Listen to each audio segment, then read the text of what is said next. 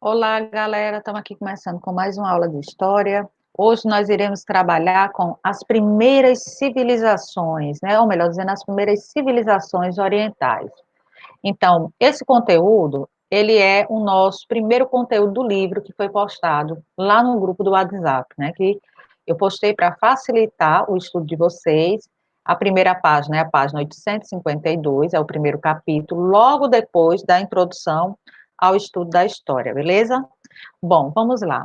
Eu trouxe para vocês um slide, né, que vai resumir essa parte da história, que no caso são as civilizações orientais, que é muito importante, são conteúdos necessários que sempre estão sendo abordados nas questões do Enem. Bom, aqui eu trouxe para vocês a Revolução Urbana, para que vocês possam entender como é que vai se desenvolver as sociedades consideradas sociedades mais complexas. Um exemplo, a própria Mesopotâmia, que surge no Crescente Fértil e é chamado o berço da humanidade. Tranquilo? Então vamos lá. Professora, você está falando aí sobre revolução urbana? Sim, a gente já teve uma revolução, viu, antes dessa, conhecida Revolução Agrícola, que deu a possibilidade do homem desenvolver a agricultura e, com isso, as primeiras comunidades, né? Transformando esse homem num ser sedentário, podendo partir daí criar as primeiras comunidades, tranquilo? Então, vamos lá. A gente traz aí 4 pontos fundamentais que fazem parte dessas características da própria Revolução Urbana. O aumento da produção agrícola, né, que proporcionou a vida de muitas pessoas nas cidades, surgimento, né, a partir desse momento que a gente não pode esquecer de maneira nenhuma, né, das camadas sociais, né, que vai ser de vital importância, beleza? Para que vocês possam aí entender melhor, né? No caso, essas camadas sociais são as camadas sociais aí da elite, né, que vai realmente dirigir essa sociedade, no caso política, militar e religiosa, tranquilo. O desenvolvimento do comércio, que parte depois desse aumento da produção agrícola, e com isso também o surgimento do artesanato, e o desenvolvimento das ciências, artes, né, e o nascimento da própria escrita, que a gente vai ver aí que surge na Mesopotâmia. Eu estou falando para vocês um pouco, né, dessas características principais, para que a gente possa entender, quando eu for falar sobre o modo de produção asiático, que é um modo de produção que ela surge, certo, através das civilizações hidráulicas ou fluviais. Não sei se vocês já escutaram esses termos, ouviram, né, ou no caso, viram, desculpe, né, ouviram e viram em algum livro, né, desculpe o trocadilho, que são civilizações que nasceram próximo aos rios, né? Quando a gente fala sobre essas civilizações, a gente tem o Egito com o Nilo, a Mesopotâmia com o rio Tigre e Eufrates, né? E também os hebreus com o rio Jordão, falando lá do Egito na África, né? E no caso aí da Mesopotâmia e propriamente dos hebreus sobre a Ásia. Mas ainda existe outras civilizações, certo? Como a própria China, até porque a gente vai ver que esse modo de produção asiático, embora o termo seja asiático, esse modo de produção ele foi muito utilizado no Egito, certo? Que se encontra no Nordeste da África. Bom, o que é que vai caracterizar esse modo de produção asiático, né? Para que a gente possa ter uma base legal e compreender essas sociedades. Primeiro, a propriedade da terra é o Estado, isso quer dizer que o Estado ele controla tudo, ele apenas acaba cedendo as suas terras para o uso comunitário, no caso os camponeses, né? E aí esses camponeses eles trabalham nessa terra e uma boa parte, né, dessa plantação e dessa colheita vai diretamente para o Estado, como uma forma de você pagar um tributo, né? E aí a gente está vendo que a base social, quando ele fala na base social, no caso é a maioria da população, né? Ela está no caso, com as atividades de agricultura e artesanato, né? Aí são o que a gente chama de autossuficiência, porque a gente vai ter essas comunidades, elas são autossuficientes, certo? E quem é que domina, né? Como é que a gente identifica um grupo dominante? São aqueles mesmos grupos que eu acabei de citar para vocês, né? Que é a elite política, militar e religiosa. Até porque a gente vai ver que essas civilizações orientais, a gente não pode esquecer, são civilizações que elas estão muito presas, né, às questões religiosas. No caso, a gente chama de teocentrismo. Isso aí vai ser uma conversa mais para frente, vocês vão entender melhor, né? Como é essa relação, né? De poder político, poder religioso, poder militar, tudo isso relacionado com as questões religiosas, tranquilo?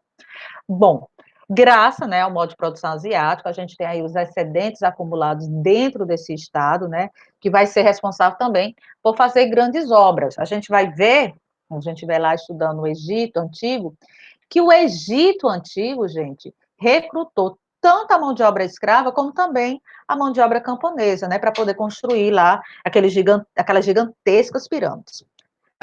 De olho no slide, olhando aí o crescente fértil, tranquilo?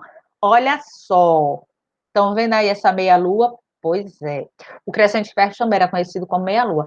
Eu não sei se vocês estão vendo direitinho, acho que dá para visualizar muito bem, que está ali, ó, Mesopotâmia, certo? Mais embaixo a gente tem o Egito, né? Isso já é a África, tranquilo. E aí a gente tem o mar Mediterrâneo, tá vendo? E aí ele vai mostrando a Síria, o Líbano, Israel, né, Jordânia, Arábia Saudita, Iraque, né, e Kuwait. Na realidade, são países atuais, que vocês estão vendo aí, né? E aí, mais embaixo, né, nesse outro mapinha, né, que parece até um bumerangue, a gente tá vendo aí as civilizações antigas. Tá o Egito, aí na África, mais em cima Jerusalém, né, que pega aí justamente a Ásia, subindo mais um pouquinho, a gente tem aí, ó, o Garat, Biblos, Sidom e Tiro, que são, na realidade, cidades-estados fenícias, viu? E a Mesopotâmia, sendo banhada aí pelos rios Tigre e Eufrates. Tá vendo aí? Aonde está essa setinha azul apontando. E a Babilônia, que a gente não pode esquecer. Bom, o que é que ele está mostrando aí? Que essa região que é chamada Crescente Fértil é onde surgem as primeiras civilizações. E todas elas, para poder surgir, tiveram a presença de rios, né? Como eu tinha acabado de comentar a vocês, né? Sobre a importância desses rios para o desenvolvimento dessas sociedades, considerar sociedades hidráulicas, né? E sociedades fluviais, tranquilo? Bom, vamos lá. Mesopotâmia. Aqui a gente tem as principais características da Mesopotâmia: economia, sociedade e religião. Bom, aí ele fala, né, que a palavra Mesopotâmia, de origem grega, né, significa entre rios, atualmente corresponde ao Iraque, passou a ser ocupada há 5.000 anos, os agrupamentos humanos se fixaram às margens do rio Tigre e Eufrates e aproveitavam as enchentes. Recapitulando, né, a importância dos rios para essas sociedades orientais. Então, se inicia com pequenas comunidades agrícolas, conforme vai se dando um excedente, né, aumentando essa agricultura, a gente vai ter um aumento dessas comunidades que acabam culminando com cidades. É bem interessante, né? Isso que eu estou falando para vocês, dá para a gente entender um pouco como é que funciona o mecanismo das coisas. É tanto que quando a gente vai para a economia, a gente tem ali, ó, agrária e pastoril, né? Porque são as primeiras atividades econômicas a partir desse momento. E aí plantavam o quê? O trigo e a cevada, que acaba sendo a base, né, da alimentação dessa sociedade. Depois que a agricultura se estabelece e desenvolve, a gente tem as primeiras relações comerciais, né? E os meios de produção estavam sob o controle do Estado e dos templos. Lembra que eu acabei de dizer a vocês que a gente tem uma sociedade que é chamada de sociedade teocêntrica, né? Porque a gente tem um poder político junto com o poder religioso. Então, os templos, né? Eles eram que controlavam o Estado. A gente vai ver aí que algumas civilizações que os próprios chefes políticos são considerados deuses ou semideuses. Tranquilo? Olha a pirâmide aí social e vamos entender um pouco, né? Ele diz assim: sociedade, produção realizada por camponeses livres ou escravos. Estão vendo que a gente tem aí três classes sociais, né? Elite agrária, comandada, né, dominada, junto com militares, sacerdotes e o rei, né, que é teocrático, como acabei de dizer, né, figura de representação política, figura de representação religiosa. Camada intermediária, artesãos, comerciantes e agricultores livres, que é a camada que fica no meio. E a base nós temos os escravos, a maioria prisioneiros de guerra. Nessa sociedade, a escravidão ela não era uma questão de cor, certo? Era uma questão de guerra. O cara ia lá, guerreava, perdia, se tornava escravo. E a gente vai ver que a grande maioria dessas sociedades eram sociedades escravocratas, que tinham como base a mão de obra escrava para poder fazer as grandes obras, poder organizar a sua agricultura, enfim, né? E a religião, a gente vai ver aí que era uma religião politeísta. Professor, o que quer dizer isso? Cresceu em vários deuses. Então, assim, Se você olhar essas características que eu estou dizendo a vocês, é uma característica base de quase todas as civilizações orientais. A gente vai ver lá para frente que uma civilização ela vai sair desse politeísmo e vai para o monoteísmo, certo? Que vai ser os hebreus, que vão ser o que nós chamamos hoje em dia de população judaica, beleza? Bom, aí a gente está vendo os zigurates, né? Grandiosos templos que serviam também de bibliotecas, né? Armazéns de cereais, observatórios astronômicos e etc. Então, incrível que pareça, esses zigurates, eles não eram só templos religiosos, também serviam como locais de administração, certo? De armazéns e até mesmo fortificações, né? Bases militares, só para você ter uma ideia. Os zigurates, né, no caso, eram os templos religiosos dos mesopotâmios. Por sinal, eu trouxe até para vocês aí, certo? Um mapinha de novo, né, aí da civilização mesopotâmia. A gente tem ali os assírios, os babilônios, sumérios, caldeus. Ali, né, os persas, porque a gente vai ver que as histórias vão se cruzar a partir desse momento, né? E as primeiras cidades, né, e principais cidades da própria Mesopotâmia. Esse mapa é bom porque a gente consegue, né, entender mais ou menos como é que dentro dessa conjuntura, né, acaba se organizando essa civilização, tranquilo? Então vamos lá, política, né? Mesmo dominado por vários povos, a organização social baseava-se geralmente na figura do rei, considerado um deus. Aí traz aquela história de novo, né, de teocentrismo, né, teocrático. Os sumérios, né, são responsáveis pela forma de escrita mais antiga que se tem conhecido, a escrita cuneiforme. Lembra que eu disse a vocês? Aqui, gente, são todas as civilizações da Mesopotâmia, viu? Porque a Mesopotâmia ela era formada por várias cidades-estados. O que significa isso? Que eram vários povos vivendo numa mesma região, e essa região se chamava Mesopotâmia. E cada um deles deu uma contribuição diferenciada para as civilizações futuras. Por exemplo, os sumérios desenvolvem a escrita, né? São os primeiros a desenvolver essa escrita cuneiforme. Aí do lado vocês estão vendo uma pedra, né? Mas na realidade são uma pedra de argila, certo? E aí eles escreviam através como se fossem signos, né? Desenhos que identificavam letras, né? É uma escrita muito antiga e vai ser utilizado principalmente para o controle, né? A contabilidade, né? Econômica dentro dessa sociedade, beleza? Aí a gente tem os arcádios, né, que vai ser o primeiro estado centralizado da Mesopotâmia, isso quer dizer, com a concepção de um império, viu? E um outro povo também vai ser os babilônios. Os babilônios vocês já devem ter ouvido falar, a gente escuta demais no Antigo Testamento, né? Também vão ser responsáveis por trazer o primeiro código de leis escritas, chamado de Código de Hammurabi, né? Baseado no princípio de Talião, olho por olho, dente por dente. Por sinal, né? Se você for olhar os muçulmanos, eles utilizam muito isso ainda, né? Esse antigo código de lei escrita, certo? E a gente tem os assírios, né? Eles vão ser os responsáveis pelo primeiro exército organizado do mundo. Então, para você ter, e também os mais temidos nessa antiguidade, viu? Os assírios, eles eram muito violentos, né?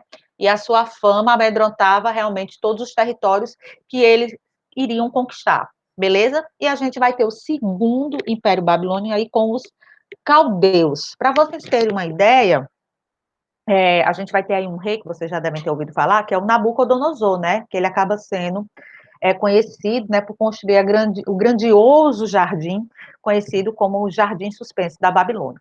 Essas civilizações, né, que ficam naquele território que eu acabei de dizer a vocês, que é o da Mesopotâmia, vai ser de vital importância, certo? Uma contribuição, assim, para as futuras sociedades, realmente, desenvolver tanto a parte da escrita, como a centralização de Estado, como a concepção de leis. Então, assim, os primeiros códigos de leis, ele é feito pelo rei Hammurabi, né? E aí era aquele rei, a lei que era olho por olho, dente por dente. Se você matasse alguém, e você era punido pelo mesmo castigo, né? A sua própria morte, com uma ressalva, certo? Para os escravos, isso não funcionava. Então, assim, se um escravo matasse um homem livre, aí o seu senhor tinha que indenizar, né, no caso, essa pessoa que foi a família, né, os familiares dessa pessoa que foi assassinada pelo escravo. Tranquilo? Bom, quando a gente fala sobre a questão da ciência e do seu legado, a gente não pode esquecer de maneira nenhuma, né, do desenvolvimento da matemática, certo? O círculo aí dividido em 360 graus, né, utilizando já suas equações de segundo grau, Eles foram excelentes arquitetos, então, assim, também, né, cientistas, eles observavam muito a questão dos astros, certo? Astronomia, e também foram responsáveis pela primeira divisão do ano, em 12 meses, né, da semana. 7 dias, né, da hora em 60 minutos e 60 segundos. Então, assim, eles têm uma contribuição muito forte a partir desse momento, certo? Então, assim, é uma civilização que a gente pode dizer assim, que trouxe consigo, né, uma representação muito forte, né? E essa representação que ele acaba trazendo em si, né, para a sociedade, um modelo de leis, né, além da questão propriamente desse modelo de leis que a gente não pode esquecer de maneira nenhuma, viu? É, também as concepções, né, de uma sociedade mais complexa a partir desse momento. Tranquilo?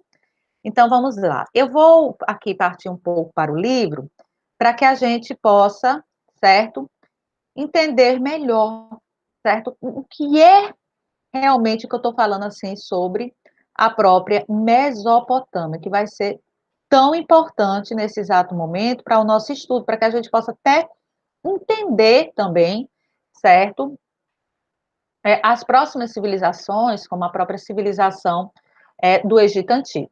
Tranquilo? De olho de novo na tela, eu vou trazer aqui o livro do terceiro ano, que eu disse a vocês, né, a página 852, que eu coloquei em PDF, que eu quero que vocês também acompanhem no livro, né, façam o estudo, a leitura direitinho desse livro, até porque o livro também traz questões, né, do Enem, certo? E é muito importante para vocês. Bom, de olho aí, por favor, na tela. Então, vamos lá, né? Antiguidade Oriental, como eu tinha explicado a vocês, né? Pensadores ocidentais consideraram a Grécia e Roma como berço da civilização europeia e da ciência e da democracia. Portanto, corresponde à antiguidade ocidental ou antiguidade clássica. Dessa forma, todas as demais civilizações mediterrâneas, como egípcios, fenícios e persas, e aquelas do sudoeste asiático e extremo oriente, como os chineses, foram classificados, né, genérico do conceito de antiguidade oriental, que eu tinha acabado, né, de falar para vocês aí o livro, né? Povos da Mesopotâmia, né? Mostrei para vocês o território entre os rios Tigre e Eufrates, né? Só para que vocês possam localizar no livro o que eu acabei de mostrar no slide, tranquilo? Deu origem às civilizações mais antigas, né? Que temos notícias, chamada pelos gregos de Mesopotâmia, entre rios, né? A região como os primeiros colonizadores e os povos sumérios, né? Que lá se estabeleceram. E aqui ele vai trazendo exatamente aqueles povos que eu tinha falado para vocês, né? Os acadianos, os amoritas, né? Os assírios, os caldeus, né? Que vão ser responsáveis por o desenvolvimento daquela sociedade. Tranquilo? Só para que a gente possa entender. E agora a gente vai para o nosso estudo, que vai ser aí, ó, o próprio Egito Antigo, né? O Egito Antigo que vai ser muito importante também, certo? A gente hoje vai estudar essas duas civilizações, certo? No caso, a civilização mesopotâmica, que eu acabei de falar para vocês, e agora a civilização egípcia, que, por sinal, é uma das civilizações que até hoje, né, ela é alvo, né, de estudos e pesquisas, enfim, ela chama muita atenção, né? A gente não pode esquecer jamais que o Egito Antigo sempre é relembrado, né? A questão propriamente das múmias, né? Essa questão do faraó, da vida pós-morte, então, isso chama muita atenção, né, da nossa sociedade em si. Por sinal, né, sempre uma vez ou outra a gente está vendo aí que eles estão fazendo descobertas, né? Muitas descobertas mesmo, né? Dentro exatamente do Egito Antigo, né? O Egito Antigo até hoje ainda continua sendo um grande mistério, né? Em todas as categorias, né? Em termos de construção, de política, de religião, economia, enfim, né? Quando a gente fala sobre o Egito Antigo, gente, né? Só para que a gente possa entender, a gente tem dois momentos aí até que ele traz, né? O Egito é uma dádiva do Nilo, né? Isso aí quem disse foi Heródoto, né? Um historiador grego. E aí a gente tem, né, em 3200, a unificação, né, do Egito Antigo, feito por Menes, né, rei do sul, né, que conquista o norte. A gente também deve lembrar que o Egito Antigo, antes de ter se unificado, né, virado um grandioso império aí, propriamente desse período da antiguidade, ele era dividido em dois, né, Alto Egito e Baixo Egito, e aí a gente tem esse processo de unificação, certo? E em 525 a.C., a gente vai ter aí um acontecimento que vai ser os persas, né? A Batalha de Pelusa, né? Que eles acabam sendo invadidos pelos persas. Bom, voltando para cá. Aqui a gente tem um mapinha que eu estou mostrando a vocês sobre o Egito Antigo, e ali, ó, o Rio Nilo cortando tudo, né? Tindes e Tebas, né? Lá em cima, já pertinho do mar Mediterrâneo, a gente tem o Baixo Egito, né? Gizé e Méfis, né? Do outro lado, o Mar Vermelho, e mais embaixo, a gente vai ter o Alto Egito, beleza?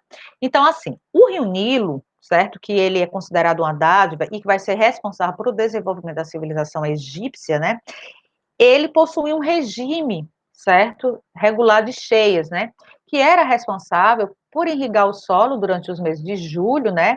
Propriamente e novembro, certo? E também responsável por recrutar pessoas nesse período. Como assim recrutar? É exatamente.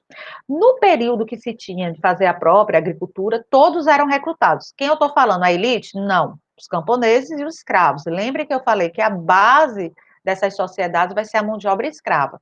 Então, a partir desse momento, o Estado, né, que obrigava essas pessoas, né, a trabalharem como uma forma de pagamento de impostos, eles eram que ficavam com toda a produção. Então, o Estado ele era proprietário dos meios de produção, porque o Estado era que era dono dessas terras. Você era apenas trabalhava nelas, era cedido, né? E havia uma parte que ficava para você, para o seu sustento, e a outra que era armazenada pelo próprio Estado.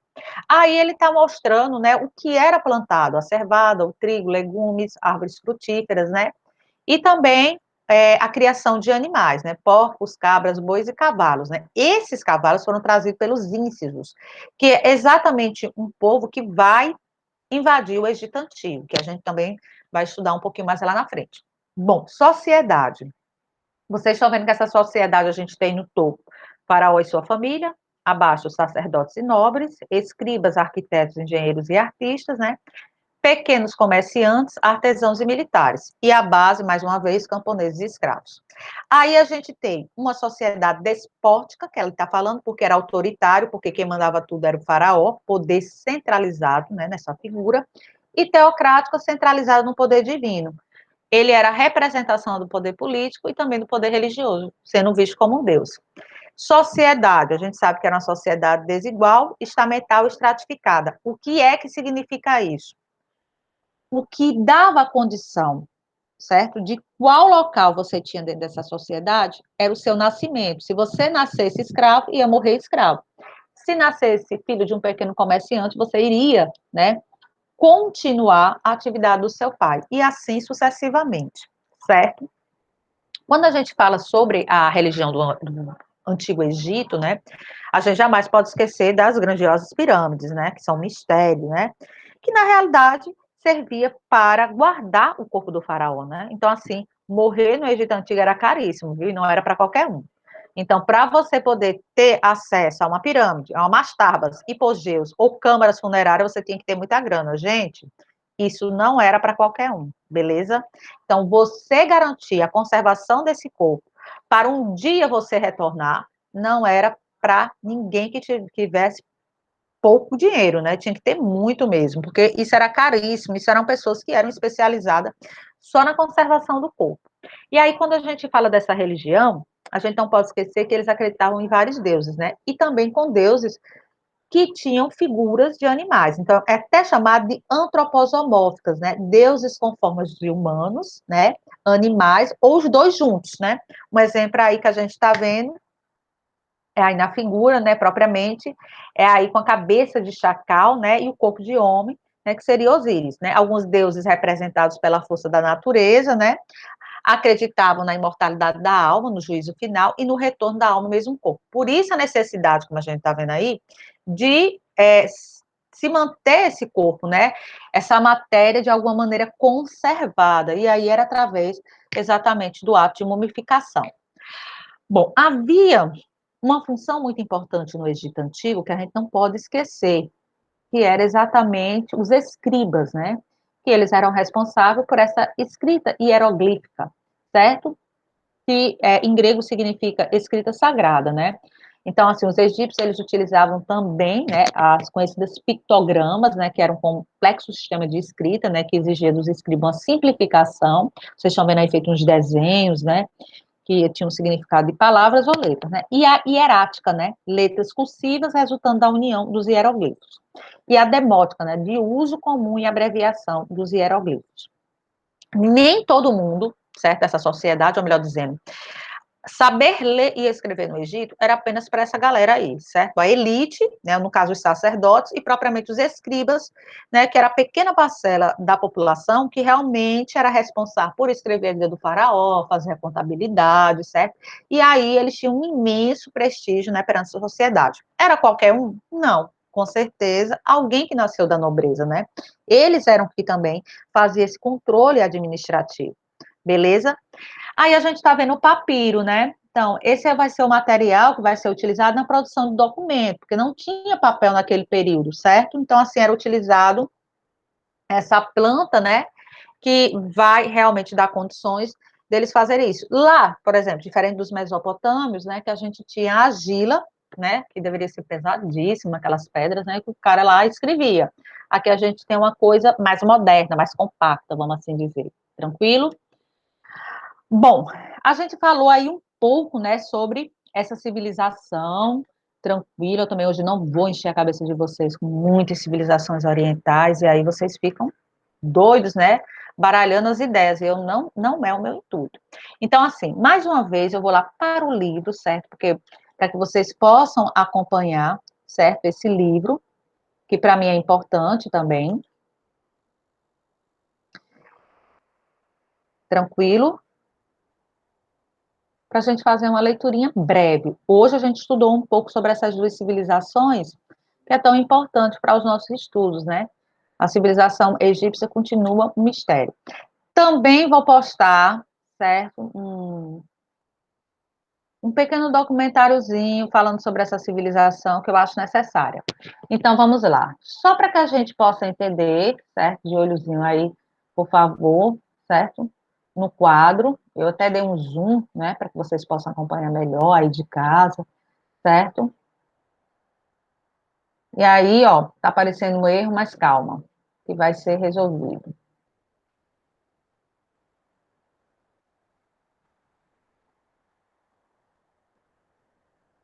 Tranquilo? Então, peraí.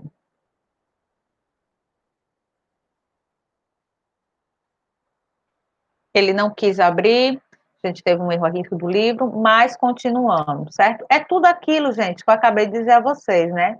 Falando exatamente sobre essa civilização, certo?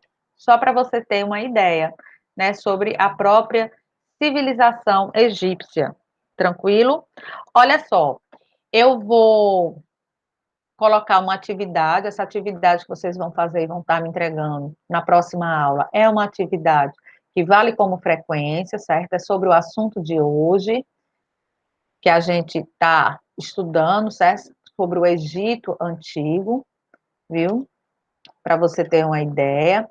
É uma aula que hoje a gente deu falando sobre tanto os mesopotâmios como o Egito Antigo, sobre o modo de produção asiático, e aí eu vou querer, né, que vocês, depois de ter assistido a videoaula, vai lá no formulário e responda os pontos principais dessa civilização, tranquilo?